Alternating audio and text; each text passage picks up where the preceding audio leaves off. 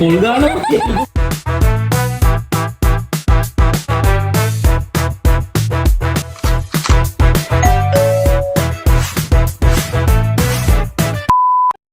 Hi guys, welcome back to my YouTube channel.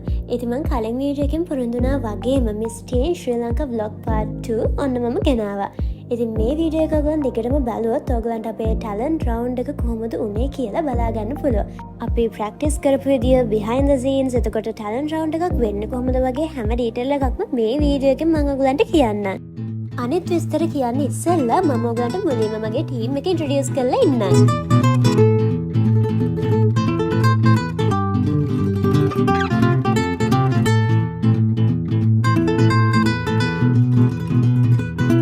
මනිතන මුන්ඩල්ද training කරන්න ඕන මේ මම පෝට් රෝල් එක ගන්න.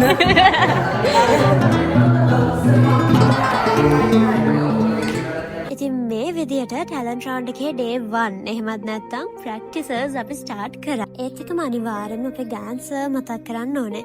මොකද ගෑන් සර් තමයි මේ act එකේ choreographer. ඉතින් සර් පොඩි කාලෙකින් අපි එල්ලීමට මේ act එක හරිම ලස්සනට අපිට හදලා දුන්නා.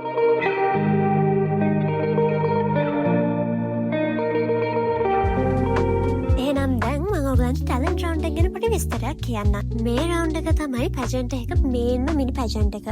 මොකද මේ රවුන්ඩ් එකේදී ඔයගලන්ගේ ටැලන්ට් එක තමයි ජජ් කරන්නේ. ටැලන්ට් එක කියලා කියන්නේ ඔයගලන්ට ඩාන්ස් කරන්න පුළුවන්ද, සිං කරන්න පුළුවන්ද කියන එක විතරක්ම නෙමෙයි. ඔයා කොහොමද ඔඩියන්ස් එකට ඔයාව ප්‍රසන්ට් කරන්නේ? ඔයාගේ කොන්ෆිඩන්ස්, පර්සනැලිටි, එතකොට ඔයා මේ දේ වෙනුවෙන් කොච්චර කැප වෙලා තියෙනවද වගේ ගොඩක් ඔයගොල්ලෝ හිතන්නේ නැති දේවලුත් මෙන්න මේ රවුන්ඩ් එකෙන් තමයි ජජ් කරන්නේ. ඉතින් මේ රවුන්ඩ් එකේදී හොඳට ස්කෝර් කරන එක අනිවාර්යයෙන්ම ඔයගලන්ගේ ෆයිනල් ස්කෝර් එකට ගොඩක් බර පානවා. අපේ ඔෆිෂල් කොස්ටියුම් ඩිසයිනර් නෙමෙයි ඊට පස්සේ කෙනා. බලා එතනක් දැම්ම පල්ලෙහාට. බඩේ 10000යි ගණන් අර ලියුපා.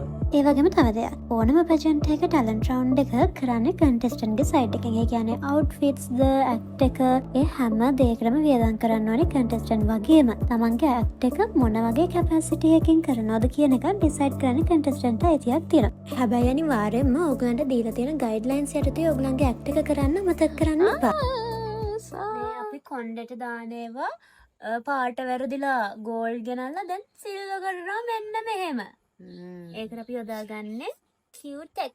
මෙයා දැන් මෙච්චර ඕක කරේ නෑනේ. දැන් ඔය බොරුවනේ කරන්නේ. මමනේ කරේ එච්චරයි. ටෙක්නොලොජිය. මම දැන් ඕගලන්ට පෙන්නන්නම් මේ වගේ රවුන්ඩ් එකකදී වැඩි කවුරුත් ඕගලන්ට පෙන්නන්නේ නැති පැත්තක්. ඔයාලා සෝෂල් මීඩියා වල හරි ෆයිනල් ස්ටේජ් එකේදී හරි දකින්නේ කිසිම අඩුපාඩුවක් නැති පර්ෆෙක්ට් ඇක්ට් එකක් නේ. හැබැයි ඒක පිටිපස්සේ වැරදුන තැන්, ෆේල් වුණ තැන්, කරගන්න බෑ කියලා අතාරින්න හිතපු තැන් ගොඩාක් තියෙනවා. ඉතින් මම ඒක ගැන චුට්ටක් ඕගලන්ට පෙන්නන්නම්. ඉතින් අපිට කොච්චර දේවල් වැරදුනත්, කරගන්න බැරි වුණත්, අමාරුණත් මේ වගේ ඇක්ට් එකකදී වගේ දේවල් සාමාන්‍යයි. හැබැයි අපි ඒ දේ ප්‍රැක්ටිස් කරලා give up නොකර කොහොම හරි try කරොත් ෆයිනල් ස්ටේජ් එකේදී අපිට ලස්සන අවුට්පුට් එකක් බලා ගන්න පුළුවන් වෙනවා. මං හිතන්නේ මම තමයි ඒකට හොඳම එක්සැම්පල් එක. මොකද මම ෆයර් ඇක්ට් එකක් කරාට මම ඒ දවස්වල ගිනි පෙට්ටියක්වත් පත්තු කරන්න බය කෙනෙක්. ආයිතින් ඒ වගේම කියන්න ඕනේ මම ෆයර් ඇක්ට් එකක් ලංකාවේ කරන්න පුරුදු වුණාට මට කරන්න උනේ නැහැ. අපේ ලොකේෂන් එකේ තිබ්බ ප්‍රශ්නිකුත් එක්ක. හැබැයි මම ඉන්ටර්නැෂනල් එකට ෆයර් ඇක්ට් එකක් කරා. ඒක ඔයගොල්ලෝ දකින්නත් ඇති සමහර අය වීඩියෝස්. ඉතින් මම ඒක කරා නම් මං හිතනවා ඕනම කෙනෙක්ට උත්සාහය තියෙනවා නම් ඕනකම තියෙනවා නම් ඕනම දෙයක් කරන්න පුළුවන්. give up කරන්නෙත් නැත්තම්.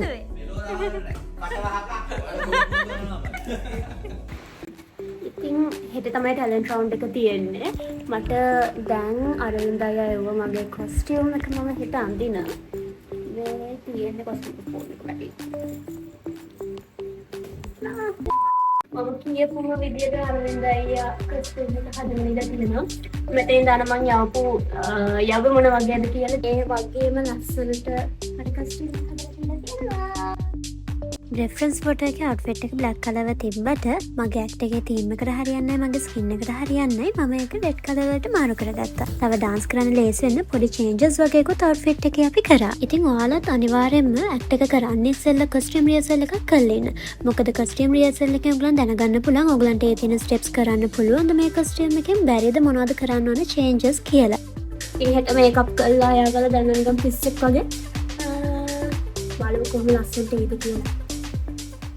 අනිත් දේවල් වගේම ඔයගොල්ලෝ මොන ආගමක වුණත් ආශිර්වාද ගන්න අමතක කරන්න එපා. ඉතින් මමත් අම්මයි අප්පච්චි එක්ක බෙල්ලන් වලට ඇවිල්ලා පූජාවක් කරලා ආශිර්වාද අරගෙන හෙට තියෙන ටැලන්ට් රවුන්ඩ් එකට ලෑස්ති වුණා.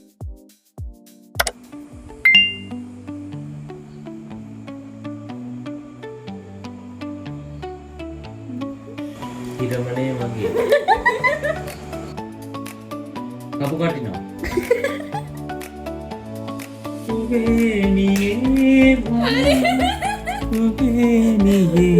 කුවෙනි පොල් ගානවා මේක පෙළුවේ කිව්වා අම්මේ ඉතින් මහන්සියටම චාරුවකයි විශ්වයයි මමයි එකතු වෙලා නිදා ගන්න වෙනකොට මේ වගේ විකාර නටනට හිටියා. අපේ තියෙන ස්ට්‍රෙස් නැති කරගෙන ඊළඟ දවසේ ටැලන්ට් රවුන්ඩ් එකට යන්න.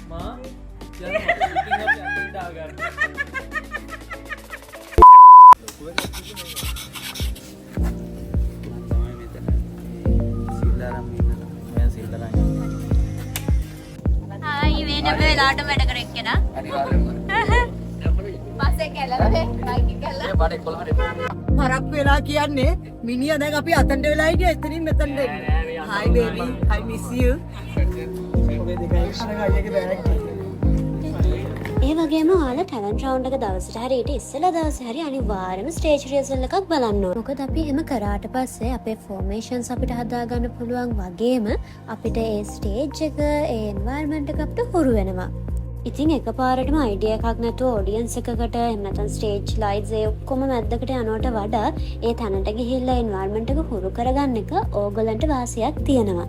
ඒ වගේම තමයි රිහර්සල් වලදී ඔයගොල්ලෝ ෆුල් එනර්ජි දාලා හැමතිස්සෙම dance කරන්න එපා. මොකද ඒ වගේ කරොත් ඔයගොල්ලන්ගේ එනර්ජි නැති වෙලා ඔයගොල්ලෝ හරි ඇක්ට් එකේදී ඩල් වෙන්න පුළුවන්. ඔයගොල්ලෝ නිකන් ඔයගොල්ලන්ගේ ස්ටෙප්ස් ටික මාක් කරගෙන ස්ටේජ් පොසිෂන් එකත් මාක් කරගත්තා නම් ඒ හොඳටම ඇති. ඊට පස්සේ අන්තිමට dance එකේ ෆුල් එනර්ජි දාලා එකපාරක් dance කරලා බලන්න.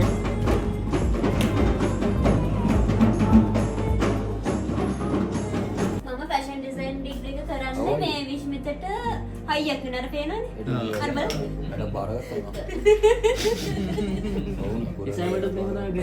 ඒ වගේම අනිවාර්යයෙන්ම කියන්න ඕනේ මේ රවුන්ඩ් එක සක්සස් කරගන්න මගේ පිටිපස්සේ ලොකු ටීම් එකක් හිටියා.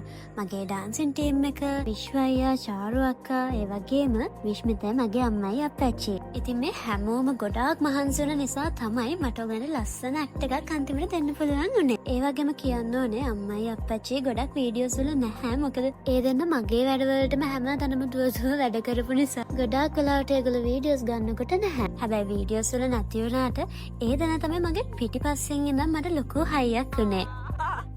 Happy birthday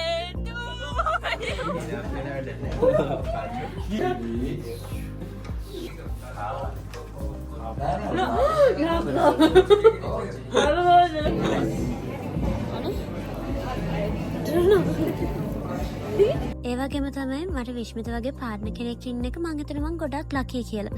මොකද මේ වැඩේදී එයා තමයි මට බැනර් අඩු වෙවි හරි කොහොම හරි මට අතාරින්න දෙන්න නැතුව මාව ඇදගෙන ගියේ. පොඩ රැන්ඩම් වගේ ඉඳපන්. රැන්ඩම් මොකක්ද අප්ලයි? රැන්ඩම්.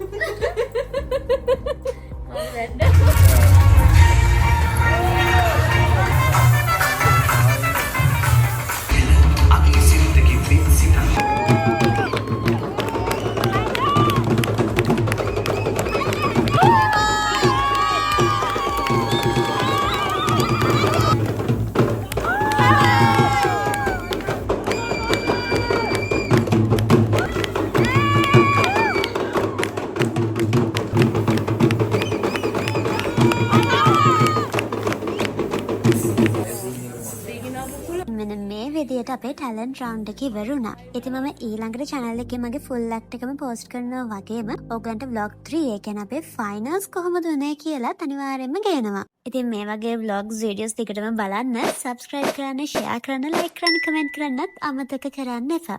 එහෙනම් ඊළඟ vlog එකකින් හම් වෙනකන් see you guys. Bye.